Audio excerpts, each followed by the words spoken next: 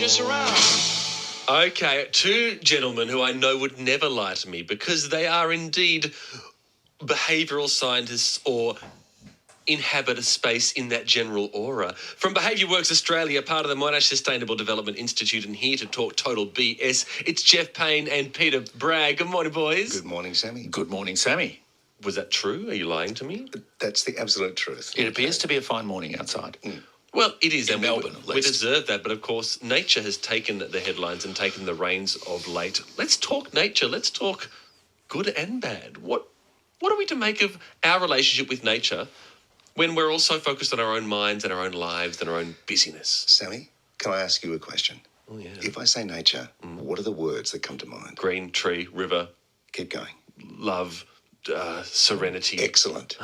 It's the emotional Peacefulness. words that make the difference because if you ask people to describe nature and they just do frog, green, tree, soil and stop, they go, well, maybe they're not as connected as we think they are. But if they say serenity, peace, you see there's an emotional connection and it affects their behaviour in nature. Yeah. So there you go.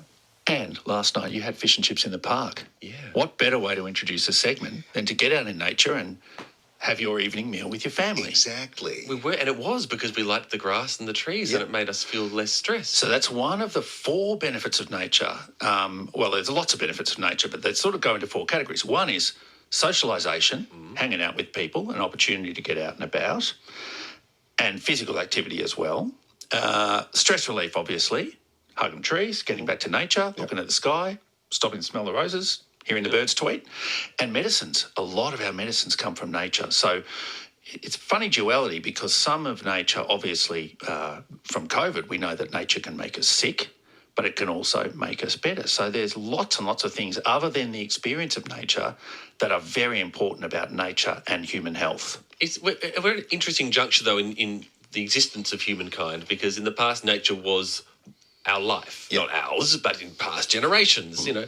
And these days, we have to really, in many of our cases, seek it out actively. Yeah. So we separated ourselves from nature and we said we control this, we exploit it, we can cut it up, chop it up, all of that sort of stuff. These days we have to find ways of getting back to nature.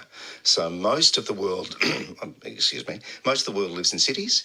So we have to find ways of getting out of the cities or pulling nature into the cities. And that's why we have these nature strip gardens and finding ways of getting greenery back into this urban environment. And that's what a lot of governments and a lot of people are trying to do at the moment. How do we pull nature back in? But what's the point? Why? Why don't we just enjoy our little concrete buildings and, you know, sweet glass slabs? It's not good for your health. The research has really taken off in the last 20 years, has been investigating things like the microbiome. So all the little bugs that live in the world that we can't see that are actually critical to the development of our immune system and our gut. So, you know, when Nan said kids need to eat more dirt these days, it turns out she was partially right. You need to be exposed to bugs, dirt, nature and, the world around you in order to be healthy. And when you think about the way we've constructed the world in terms of having, the health department and the environment department, they really shouldn't be separate. And the thinking in the last sort of 10 to 20 years has been these are really all part of the same sort of ecosystem. So you know the Four Yorkshiremen, the sketch of the Monty Python Four yes. Yorkshiremen, right? Not a great upbringing, but probably very healthy because they had to lick the gravel, live in the puddle, all of that sort of stuff. Oh, you had gravel? Yeah, lucky. Oh, lucky. Yeah.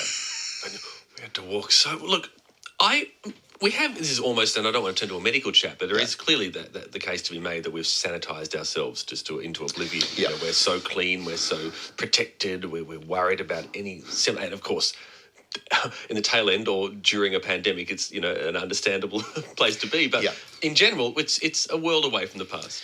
Yes, it is. So in the past, we were part of that world of nature, living in and part of it. We've learned to kind of separate and we have to find a way of getting back to it and realising we are part of nature. We're not separate to it or above it or floating around it. We are connected to it and have to find ways of rejoining that connection. Now, some might say this is common sense. Others would look at the world and say, well, the course of history in recent times suggests anything but. How official, how recognised is this need to connect with nature? Well, none other than the United Nations last year actually passed a resolution that humans have a right to a safe, clean, healthy and sustainable environment. So it's actually a recognised global human right to be able to go out and hug trees. And that's why Jeff and I, we're going to go to the Botanical Gardens, do a happy dance and eat some flowers. Yeah. After. Actually, breakfast. that's not, we're not going to do Yeah. that. We've got it. There's a tree that we hug on our little family walk. Really? Which started as a bit of a joke, and Yeah. now it's like become a habit. So you have to do it even if you're in Yeah. a bad mood. You go, no, hug the tree. Hug the tree. Do you do it as a family? Do you have to hold hands to No, get it's around like the tree? one or by is one, it- or like it's a one hug at a just take time. your turn as you go past. And it's not like our devices can't help us. Pokemon Go proves that it can take you into nature. These screens can actually take you into the world. But I have issues with that. Isn't that also people walked off cliffs trying to find a Pokemon staring at their screen? Okay, well, Well, you maybe, can take it maybe you have to into pay extremes. attention to the Everyone's world on the around cliffs, you. something, Yeah, clearly. But yeah. devices can help. I agree. I'm not one of these people who thinks devices are just the work of Satan. They often can actually connect us in good ways. I use it as my GPS if I go for a kayak, for example. Exactly. That's right. Yeah. Fun tip, Sammy. Next time you hug a tree, try burping the tree. The text line has already been very divided. It was just a silly joke between friends. It was never intended for radio. Jeff Payne, Peter Bragg, we have Mina to thank for the brevity of our chat, but it is such a joy to see you both. Thank you, Sammy, and find some nature today and enjoy. Do it. Have a good day. Jeff Payne and Peter Bragg from Behaviour Works Australia.